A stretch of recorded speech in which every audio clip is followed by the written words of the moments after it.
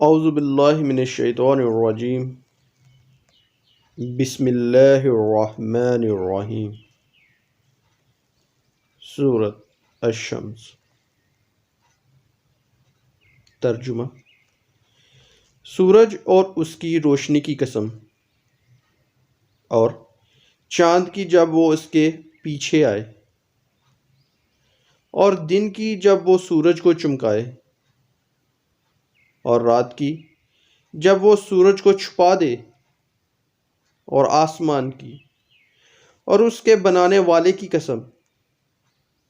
اور زمین کی اور اس کے پھیلانے والے کی قسم، اور جان کی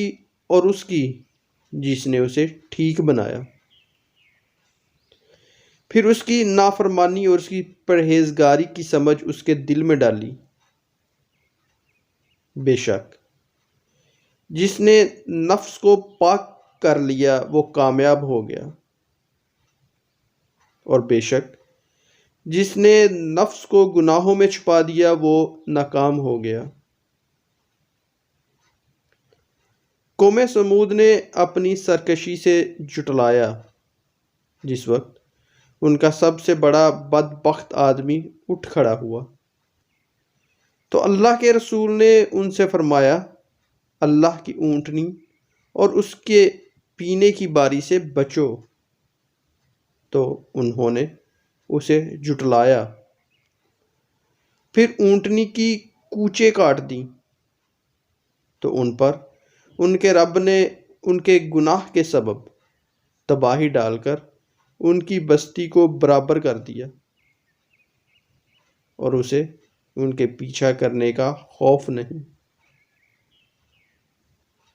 تفسیر: سورج اور اس کی روشنی کی قسم،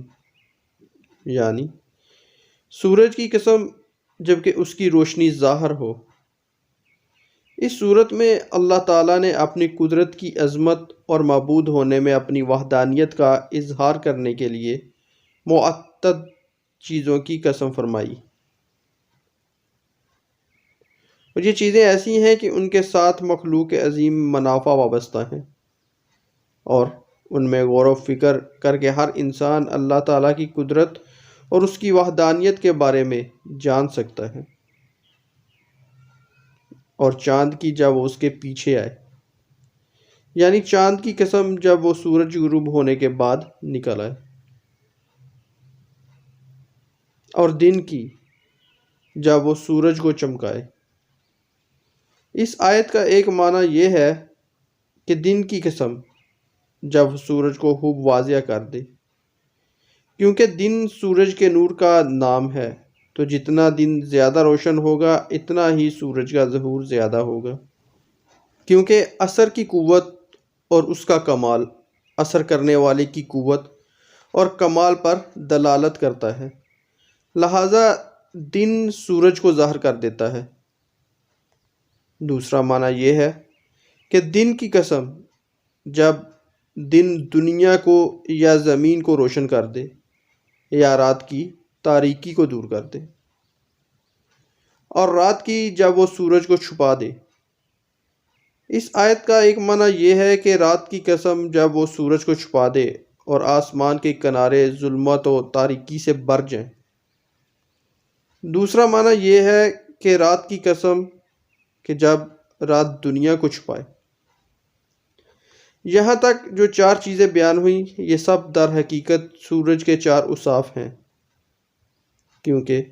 سورج کے وجود سے ہی دن ہوتا ہے اور روشنی واضح ہوتی ہے، اور سورج کے غروب ہونے سے ہی رات ہوتی ہے، اور اس کے بعد چاند نکل آتا ہے۔ اور جو شخص سورج میں تھوڑا سا بھی غور کرے گا اور دل کی آنکھ سے اس کی بناوٹ اور تخلیق وغیرہ کا مشاہدہ کرے گا تو وہ اس کے خالق کی عظمت کو جان لے گا۔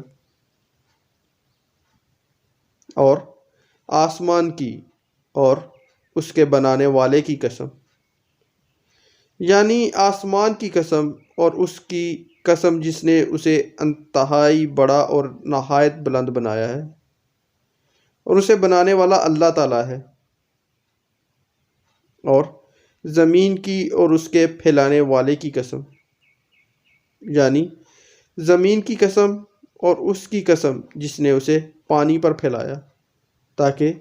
زمین پر موجود جانداروں کے لیے اس پر زندگی گزارنا ممکن ہو، اور جان کی اور اس کی جس نے اسے ٹھیک بنایا۔ اس آیت اور اس کے بعد والی آیت کا خلاصہ یہ ہے کہ جان کی اور اس کی قسم جس نے اسے ٹھیک بنایا اور اسے کثیر قوت عطا فرمائی، جیسے بولنے کی قوت، سننے کی قوت، دیکھنے کی قوت اور فکر، خیال، علم، فہم، سب کچھ عطا فرمایا۔ پھر اس کی نافرمانی اور اس کی پرہیزگاری کی سمجھ اس کے دل میں ڈال لی، اور اچھائی، برائی، نیکی اور گناہ سے اسے باخبر کر دیا اور نیک و بد کے بارے میں بتا دیا۔ حضرت عبداللہ بن عباس رضی اللہ تعالی عنہما سے مروی ہے کہ جب رسول اللہ صلی اللہ تعالی علیہ وآلہ وسلم تلاوت کرتے ہوئے ان آیات وَنَفْسٍ وَمَا سَوَّاهَا فَأَلْهَمَهَا فُجُورَهَا وَتَقْوَاهَا پر پہنچتے تو رک جاتے، پھر فرماتے، اے اللہ میرے نفس کو تقوی عطا فرما، اس کو پاکیزہ کر، تو سب سے بہتر کرنے والا ہے، تو ہی اس کا ولی اور مولا ہے۔ بے شک جس نے نفس کو پاک کر لیا وہ کامیاب ہو گیا۔ اللہ تعالیٰ نے اس سے پہلی آیات میں چند چیزوں کی قسمیں ذکر کر کے اس پر آیت اور اس کے بعد والی آیت میں فرمایا کہ بے شک جس نے اپنے نفس کو برائیوں سے پاک کر لیا وہ کامیاب ہو گیا، اور جس نے اپنے نفس کو گناہوں میں چھپا دیا وہ ناکام ہو گیا۔ اس سے معلوم ہوا کہ اپنے نفس کو برائیوں سے پاک کرنا کامیابی حاصل کرنے کا ذریعہ اور اپنے نفس کو گناہوں میں چھپا دینا ناکامی کا سبب ہے، اور نفس برائیوں سے اسی وقت پاک ہو سکتا ہے جب اللہ تعالیٰ اور اس کے حبیب صلی اللہ تعالیٰ علیہ وآلہ وسلم کی اطاعت کی جائے۔ اور اطاعت کرنے والوں کے بارے میں اللہ تعالیٰ ارشاد فرماتا ہے، ترجمہ، اور جو اللہ اور اس کے رسول کی اطاعت کرے اور اللہ سے ڈرے اور اس کی نافرمانی سے ڈرے تو یہی لوگ کامیاب ہیں۔ اور ایک جگہ پر اللہ تعالیٰ ارشاد فرماتا ہے، ترجمہ، اور جو اللہ اور اس کے رسول کی فرمانبرداری کرے اس نے بڑی کامیابی پائی۔ لہذا جو شخص حقیقی کامیابی حاصل کرنا اور ناکامی سے بچنا چاہتا ہے اسے چاہیے کہ اللہ تعالیٰ اور اس کے پیارے حبیب صلی اللہ تعالیٰ علیہ وآلہ وسلم کی اطاعت کرے، اپنے نفس کو برائیوں سے پاک کرے۔ قوم سمود نے اپنی سرکشی سے جھٹلایا۔ اس سے پہلی آیات میں کئی قسموں سے اطاعت گزار کی کامیابی اور نافرمان کی ناکامی کو بیان کیا گیا۔ اب یہاں اللہ تعالیٰ اپنے ایک رسول اور ان کی نافرمانی کرنے والوں کا حال بیان کیا ہے تاکہ کفار مکہ پر واضح ہو جائے کہ جس طرح حضرت صالح علیہ السلام کی نافرمانی کرنے کی وجہ سے ان کی قوم ہلاک کر دی گئی، تو اسی طرح رسول کریم صلی اللہ تعالیٰ علیہ وآلہ وسلم کی نافرمانی کرنے کی وجہ سے انہیں بھی ہلاک کیا جا سکتا ہے۔ چنانچہ اس آیت اور اس کے بعد والی 4 آیات کا خلاصہ یہ ہے کہ قوم سمود نے اپنی سرکشی سے اپنے رسول حضرت صالح علیہ السلام کو اس وقت جھٹلایا جب ان کا سب سے بڑا بدبخت آدمی قدار بن سالف ان سب کی مرضی سے اونٹنی کی کوچیں کاٹنے کے لیے اٹھ کھڑا ہوا، تو اللہ تعالیٰ کے رسول حضرت صالح علیہ السلام نے ان سے فرمایا،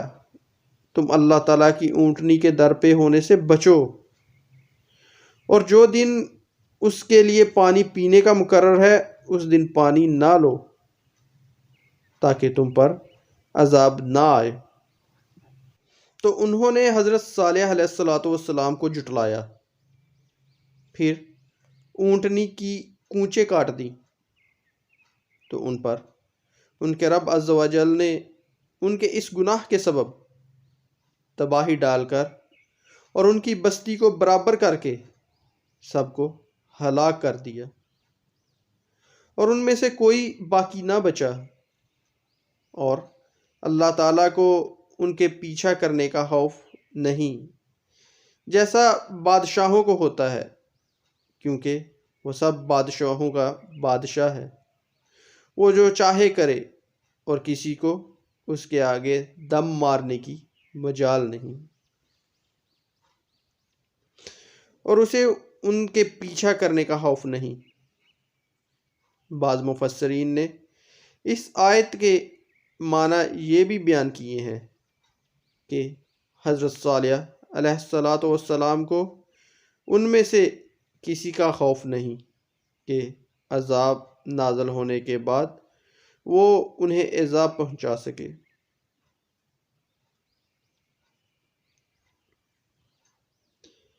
اچھی بات کہنا اور سننا اور دوسروں تک پہنچانا صدقہ جاریہ ہے۔ صدق اللہ العظیم، جزاکم اللہ خیر۔